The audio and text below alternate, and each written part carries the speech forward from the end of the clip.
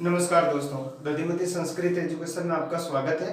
दोस्तों, इससे पहले आज का वीडियो शुरू करें, इससे पहले हमने 3 विभक्तियों पे चर्चा कर ली है कारक प्रकरण की। आज हम चतुर्थी विभक्ति पे चर्चा करने वाले हैं। दोस्तों, कारक प्रकरण रीड सिलेबस के साथ साथ जितनी भी जो अन्य प्रतियोगी परीक्षाएं हैं उन सब के लिए भी बहुत महत्वपूर्ण है। अनुवाद प्रकरण में और अशुद्धि संशोधन में भी कारक प्रकरण जो है अपनी महत्वपूर्ण भूमिका निभाता है। तो आइए दोस्तों, बिना समय गवाए हुए आज का हम ये टॉपिक शुरू करते हैं चतुर्थी विभक्ति कारक प्रकरण में। दोस्तों, कारक प्रकरण में चतुर्थी विभक्ति यानी कि संप्रदान कारक, संप्रदान कारक में हम सब ये जानते हैं कि चतुर्थी विभक्ति का प्रयोग होता है और इसके लिए जो संज्ञा विधायक सूत्र है, चतुर्थी विभक्ति करने का जो संज्ञा विधायक सूत्र है, संप्रदान संज्ञा करने का जो सूत्र है वो है कर्मणा यमभिप्रैति से संप्रदानम। कहने का अर्थ यह हुआ कर्मणा, कर्मणा का अर्थ होता है कर्म के द्वारा, कर्म के द्वारा। तृतीय विभक्ति का प्रयोग हुआ है कर्मणा में। यम भी प्रैति, प्रैति यानी प्रेरित करता है, प्रेरित करता है। यम यानी जिसको, से यानी वह, संप्रदानम यानी संप्रदान है, अर्थात उसकी संप्रदान संज्ञा होती है। कर्म करने के द्वारा या जिसके द्वारा कर्म किया जा रहा है उसके द्वारा यदि किसी को कोई वस्तु अभिप्रेरित की जाती है, प्रेरित की जाती है, दी जाती है, उस देने के योग में जो वस्तु है उस वस्तु की संप्रदान संज्ञा होती है। जैसे वह याचक को भिक्षा देता है,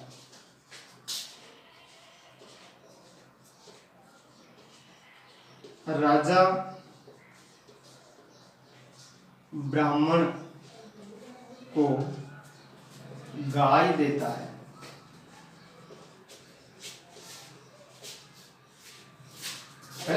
वह याचक को भिक्षा देता है, राजा ब्राह्मण को गाय देता है। अब यहां पर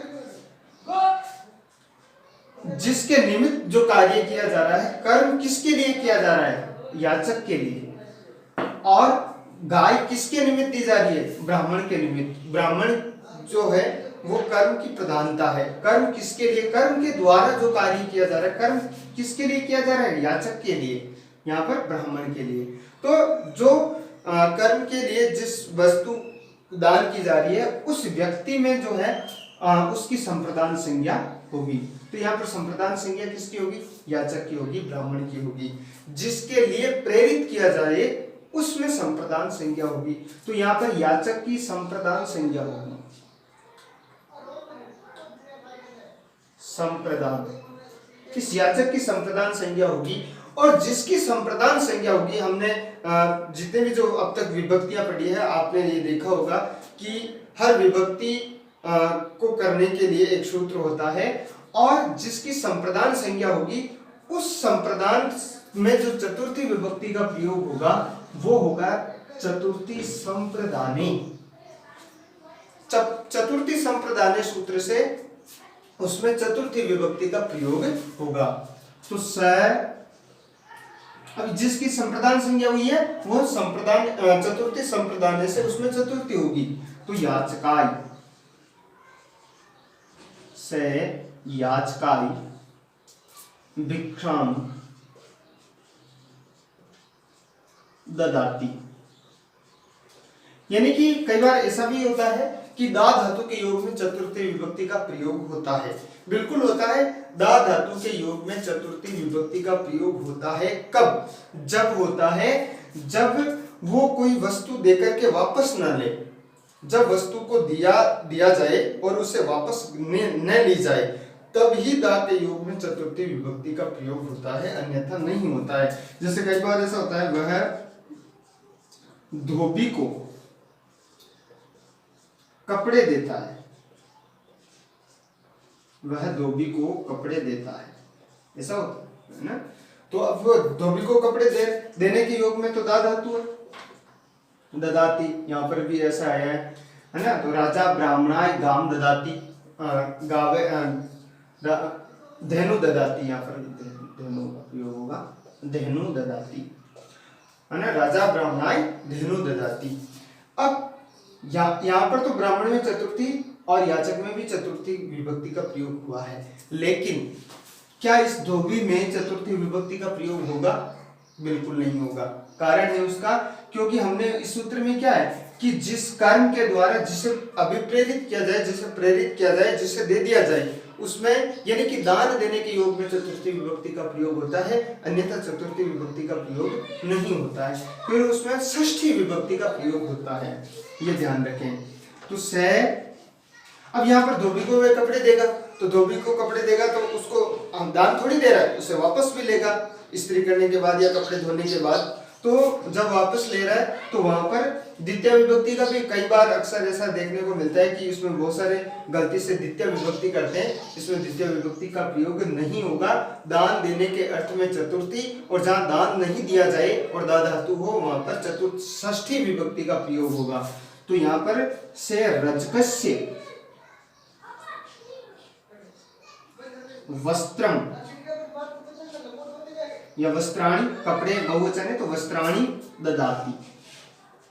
तो ये चीज आपको यहाँ पर ये दोनों सूत्रों में, इन दोनों कर्मणा यम भी प्रैति से संप्रदानम और चतुर्थी संप्रदाने, ये दोनों सूत्रों में आपको विशेष ध्यान रखना है। इन दोनों सूत्रों को ये समझना है कि कर्म के द्वारा जिसे प्रेरित किया जाए अर्थात दान दिया जाए, वहां पर चतुर्थी विभक्ति का प्रयोग होगा। जिसके निमित्त दान दिया जाए उसकी संप्रदान संज्ञा होगी, और जिसकी संप्रदान संज्ञा होगी वहां पर चतुर्थी संप्रदाने से उसमें चतुर्थी विभक्ति का प्रयोग किया जाएगा। तो ये दोनों सूत्र अच्छी तरीके से हमें समझ में आ गए कि जहां पर दान देने का योग हो वहां पर चतुर्थी विभक्ति का प्रयोग होगा, और जहां पर दान देने, जहां पर किसी वस्तु को देकर के और उसे वापस लिया जाए वहां पर षष्ठी विभक्ति का प्रयोग होगा। हम ये सब जान गए। अधिकतर ऐसा भी कहते हैं कि से रजकम वस्त्रम ददाति, जो कि पूरी तरीके से अशुद्ध है। दान देने के योग में चतुर्थी और नहीं दान नहीं देने के योग में षष्ठी विभक्ति का प्रयोग होगा। हम देखते हैं अगला सूत्र।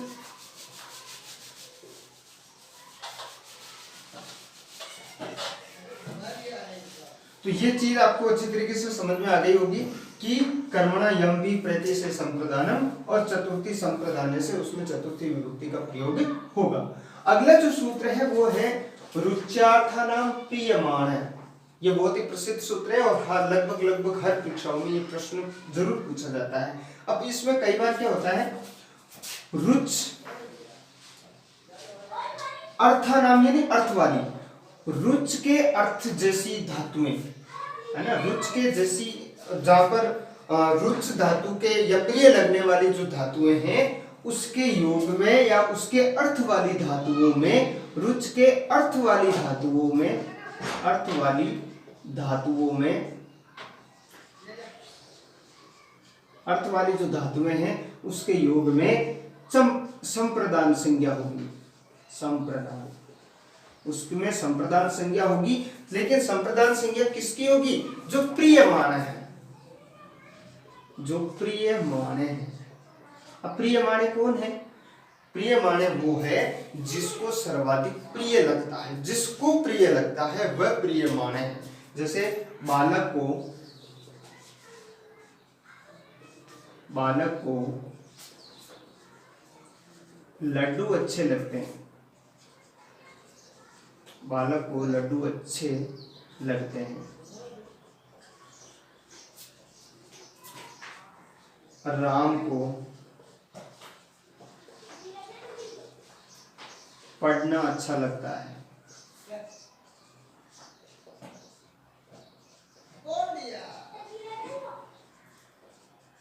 राम को पढ़ना अच्छा लगता है, बालक को लड्डू अच्छे लगते हैं, तो गणेश को लड्डू अच्छे लगते हैं। अच्छे लगना, अच्छा लगना मतलब रुच धातु, अच्छे लगने की धातु क्या है? रुच। रुच्यार्थानाम प्रियमाणे, रुच धातु के योग में चतुर्थी विभक्ति का प्रयोग होगा। अब ये लड्डू किसको अच्छे लगते हैं? बालक को। पढ़ना किसको अच्छा लगता है? राम को। तो ये बालक, इस वाक्य में बालक और राम, ये है प्रियमाणे। तो जो प्रियमाणे हैं उसमें चतुर्थी विभक्ति का प्रयोग होगा। तो बालकाय, बालक की संप्रदान संज्ञा होगी, और जिसकी संप्रदान संज्ञा होगी वहां पर चतुर्थी संप्रदान से उसमें चतुर्थी विभक्ति का प्रयोग होगा। तो बालकाय मोदकम रोचते,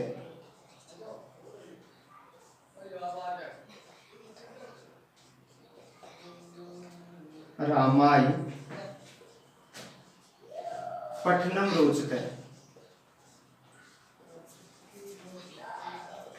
बालकाय मोदकम रोचते, रामाय पठनम रोचते। रुच धातु के योग में चतुर्थी विभक्ति का प्रयोग होगा, और जो प्रिय माने हैं उसमें जो प्रिय माने अर्थात जिसको जो वस्तु सर्वाधिक अच्छी लगती है उसमें चतुर्थी विभक्ति का प्रयोग होगा, उसकी संप्रदान संज्ञा होगी। तो रुचार्थ नाम रुच के जैसी धातुएं हो सकती है, या रुच के अर्थ वाली कोई मान लो धातु है, या फिर रुच स्वयं धातु है, तो उसमें चतुर्थी विभक्ति का प्रयोग होगा। अगला जो सूत्र है उस सूत्र को यदि हम पढ़ें तो इस सूत्र में कहा गया है कि धारेरुत्तम ऋण है, ये सूत्र है। इसको हम समझते हैं, सूत्र का नाम है धारेरुत्तम ऋण है, धारेरुत्तम ऋण है, यानी कि धारे यानी द्विधातु, द्वि यानी धारण करना, द्वि यानी धारण करना, उत्तम यानी श्रेष्ठ, उत्तम यानी श्रेष्ठ, और ऋण यानी ऋण। जो ऋण दाता है, जो ऋण को धारण करने वाला है, जो ऋण जो जिससे ऋण धारण किया जाए, ऐसा समझ सकते हैं, जिससे ऋण धारण किया जाए, वो जो ऋण दाता है वो उत्तम ऋण है। जिससे ऋण लिया जाए, कोई व्यक्ति है जिसे ऋण लेता है, जैसे इसके एक प्रसिद्ध वाक्य है, इस वाक्य से इसको समझते हैं, हरि भक्त का ऋणी है, हरि भक्त का ऋणी है। राम देवदत्त से 100 रुपए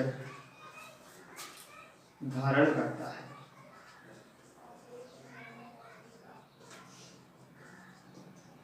राम देवदत्त से 100 रुपए धारण करता है। अर्थात कहने का मतलब यह हरि यानी ईश्वर भक्त का ऋणी है, यानी कि ईश्वर जो है वो भक्त का ऋणी है। क्यों ऋणी है? क्योंकि भक्त ने उसके ऊपर उपकार किया है। जो जिसका उपकार करता है, जिससे ऋण लेता है, वो जो व्यक्ति है उसमें संप्रदान संज्ञा होगी। राम देवदत्त से 100 रुपए धारण करता है, तो देवदत्त यहाँ पर जो ऋण दाता है, जो ऋण प्रदान करने वाला है, उसको उत्तम ऋण बताया गया है इस सूत्र से। धारेर उत्तम ऋण है, अर्थात जो ऋण को धारण करवाता है, जो ऋण का प्रदाता है, जो ऋण देने वाला है, उसकी संप्रदान संज्ञा होती है। ईश्वर भक्त का ऋणी है। भक्त का इसलिए ऋणी है क्योंकि भक्त ने उसके ऊपर ऋण चढ़ा दिया है। अब ईश्वर जो है उसका ऋणी हो गया है, इसीलिए भक्त ऋण का प्रदाता है, तो इसकी संप्रदान संज्ञा होगी। राम देवदत्त से 100 रुपए लेता है, तो देवदत्त ने उसको 100 रुपए दिए हैं, जो ऋण प्रदाता है उसकी संप्रदान संज्ञा होगी। जो ऋण का दाता है उसमें उसकी संप्रदान संज्ञा होगी, और जिसकी संप्रदान संज्ञा होगी वहां पर चतुर्थी संप्रदान है, उसमें चतुर्थी विभक्ति का प्रयोग होगा। तो हरि भक्ताय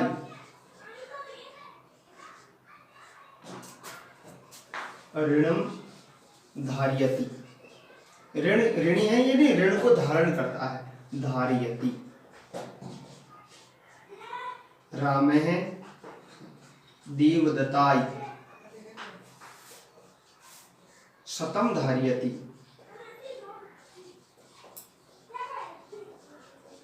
कुल मिलाकर के हम ये कह सकते हैं कि द्वि धातु के युग में चतुर्थी विभक्ति का प्रयोग होता है। अब इसका जो अगला जो ये समझ में आया, धारेरुत्तम ऋण सूत्र से द्वि धातु के योग में चतुर्थी विभक्ति का प्रयोग होता है, और जो ऋण प्रदाता है उसकी श्रेष्ठता, जो व्यक्ति श्रेष्ठ है अर्थात जो ऋण देने वाला है, उसमें चतुर्थी विभक्ति का हम प्रयोग करते हैं। अगला जो सूत्र है उस सूत्र को ये हम समझें।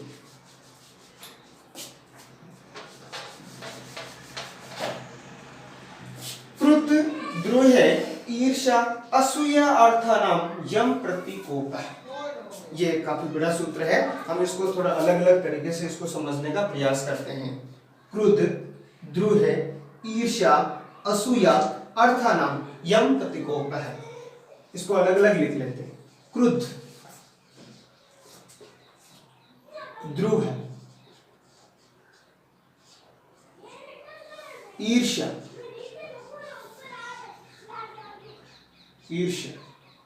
और असूया, ये जो चार धातुएं हैं, इन धातुओं के योग में भी चतुर्थी विभक्ति का प्रयोग होता है। जब कोई क्रोध करता है, जैसे पिता पुत्र पर क्रोध करता है, पिता पुत्र पर क्रोध करता है,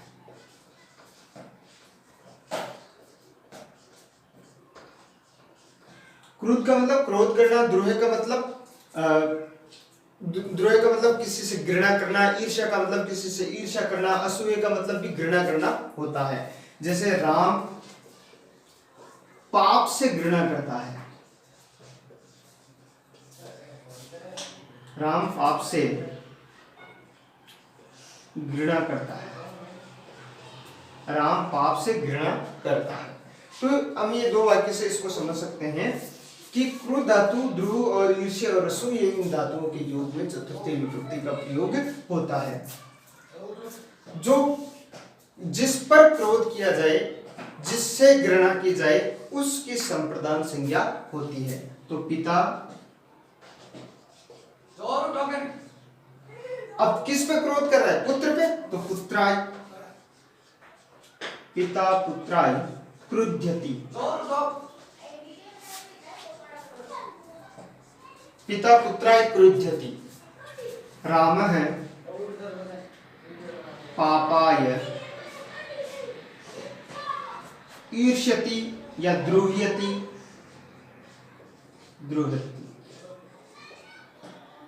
रामे पापाय द्रोह्यति, पिता पुत्राय क्रुध्यति, गुरु शिष्याय क्रुध्यति। यानी कि हमें इन शब्दों पे ध्यान देना है कि क्रुद्ध, द्रोह, ईर्ष्यति, जैसे यहाँ पर राम है पापाय ईर्ष्यति, है ना, तो इन असूयति, तो हमें इन चीजों पे ध्यान रखना है कि क्रोध, द्रोह, ईर्ष्या और असूया, इन धातुओं के योग में चतुर्थी विभक्ति का प्रयोग होता है। और जिसके लिए क्रोध किया जाए, जिस पर क्रोध किया जाए, उसमें चतुर्थी विभक्ति का प्रयोग होता है। अब एक चीज आप ये समझें, इस चीज को आप ये देखें कि इसमें एक सबसे बड़ी समझने वाली बात यह है कि आप ये देखें कि क्रुद्ध यदि कोई धातु है और इससे पहले कोई अव्यय है, उपसर्ग है, और उपसर्ग है अभी, तो वहां पर एक सूत्र है क्रुद्ध द्रोह्यो स्पृष्ट कर्म, क्रुद्ध द्रोह्यो स्पृष्ट कर्म है, एक ऐसा सूत्र है। वो हम तो द्वितीय विभक्ति में उसको नहीं पढ़े थे, हम यहाँ चतुर्थी विभक्ति में उसको समझने का प्रयास करते हैं। दरअसल बात क्या है, आप ऐसा समझें कि यदि सीधा क्रोध कोई करता है और उसमें किसी अभी उपसर्ग का प्रयोग न हुआ हो, तो वहां पर चतुर्थी विभक्ति का प्रयोग होगा। लेकिन क्रुद्ध धातु से पूर्व यदि अभी उपसर्ग का प्रयोग हो जाए, तो फिर वहां पर चतुर्थी विभक्ति का प्रयोग न करके हम द्वितीय विभक्ति का प्रयोग करते हैं, जिससे पुत्रम अभिक्रुध्यति।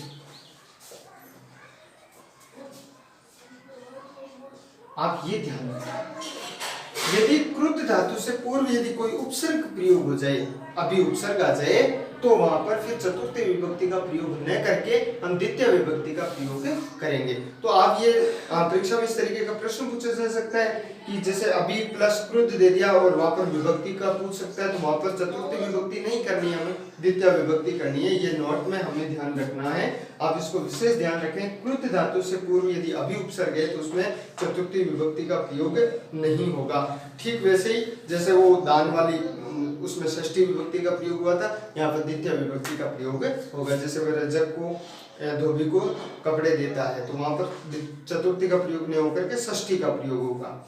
और यहाँ पर क्रुद्ध से पहले यदि अभी का प्रयोग हो तो हमें द्वितीय विभक्ति का प्रयोग करना होता है।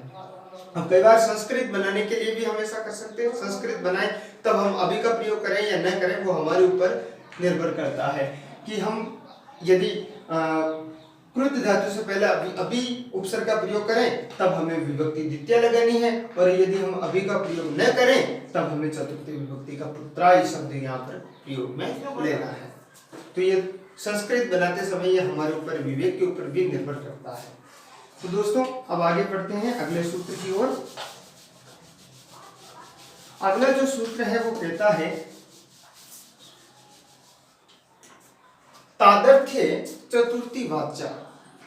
यह वार्तिक है और तादर्थ्य यानी तत् अर्थे, किसी कारण के कोई कारण से यदि कोई कार्य करता है, कोई विशेष कारण की विशेष निमित्त कोई काम करता है तो उसमें भी चतुर्थी विभक्ति का प्रयोग होता है। किसी विशेष कारण को ध्यान में रखते हुए यदि कोई काम करता है तो उसमें चतुर्थी विभक्ति का प्रयोग होगा।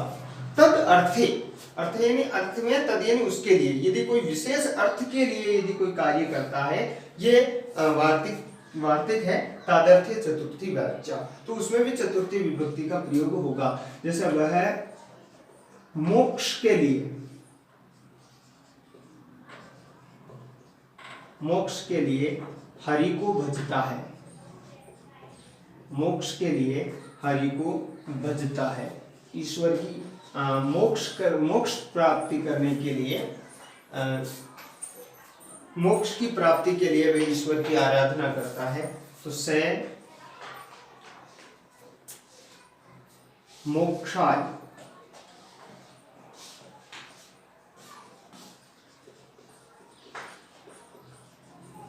हरिम भजती, तो ये किसी के निमित्त, यदि यहाँ पर आप ये ध्यान रखें तादर्थ्य चतुर्थी वाचा, जैसे वे प्रथम श्रेणी आने के लिए कठोर मेहनत करता है, से प्रथम श्रेणियां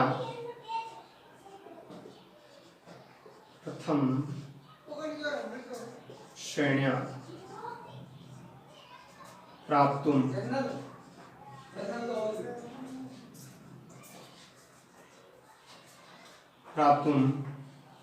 पठति,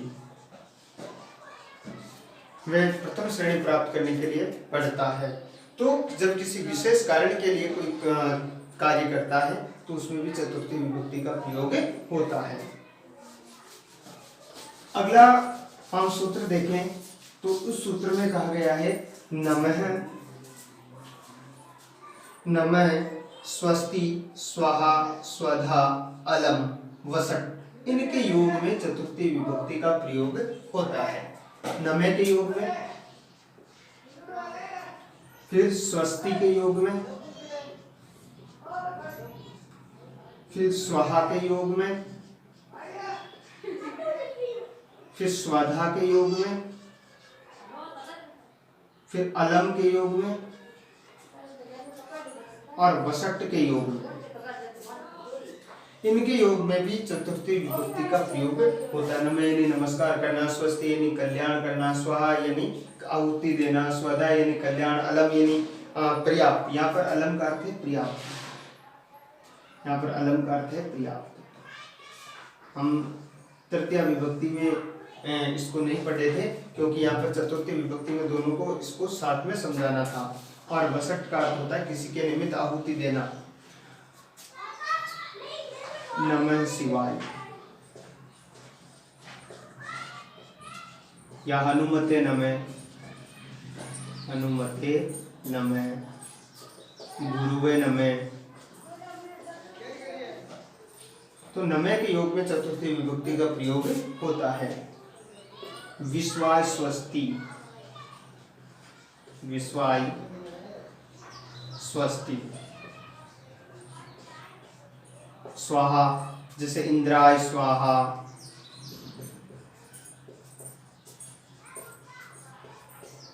स्वधा, विश्वाय या जगताय स्वधा। और यहाँ पर ये ध्यान रखें, इंद्र के लिए कभी स्वाहा का प्रयोग नहीं होता है, वो यहाँ पर मैं समझाऊं। जैसे अग्नेय स्वाहा, अग्नेय स्वाहा। इंद्र के लिए वसट का प्रयोग होता है जब किसी के निमित्त आहुति दी जाती है। तो अब आप ये ध्यान रखें, वसट जो है इंद्र के लिए प्रयोग होता है, इंद्राय वसट, इंद्राय वसट। तो इंद्र के लिए वसट का प्रयोग होता है, और बाकी जितने जो देवताओं के लिए आहुति दी जाती है तो उसमें स्वाहा का प्रयोग होता है। अब यहाँ पर अलम के लिए हम ये देखें कि अलम का अर्थ यदि मना करना है, अलम का अर्थ मना करना है, किसी को निषेध करना है, तब तो होगी उसमें तृतीया विभक्ति का प्रयोग। उसमें कौन सी विभक्ति का प्रयोग होगा? तृतीया का। और यदि अलम पर्याप्त अर्थ में है तो उसमें चतुर्थी विभक्ति का प्रयोग होगा। जैसे हरि दैत्यभ्य, अलम।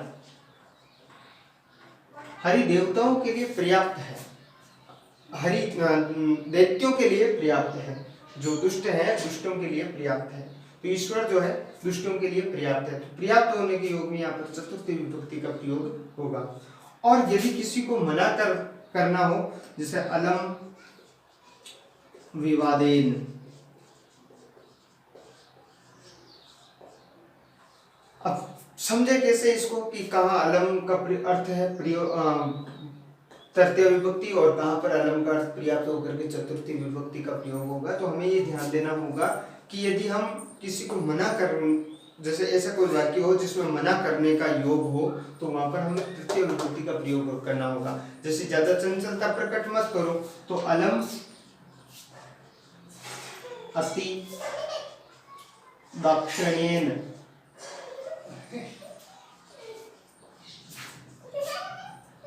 अलम अति दाक्षिण्येन, ज्यादा दिखावटी मत बनो। और यदि मना पर्याप्त अर्थ में है कि वह उसके लिए पर्याप्त है या मेरे लिए ये चीज पर्याप्त है, तो अयम मह्यम पर्याप्तम अस्ति। तो दोस्तों, और वसट के योग में ये चतुर्थी विभक्ति का प्रयोग होगा। तो नमे, स्वस्ति, स्वा, स्वधा, अलम, वसट।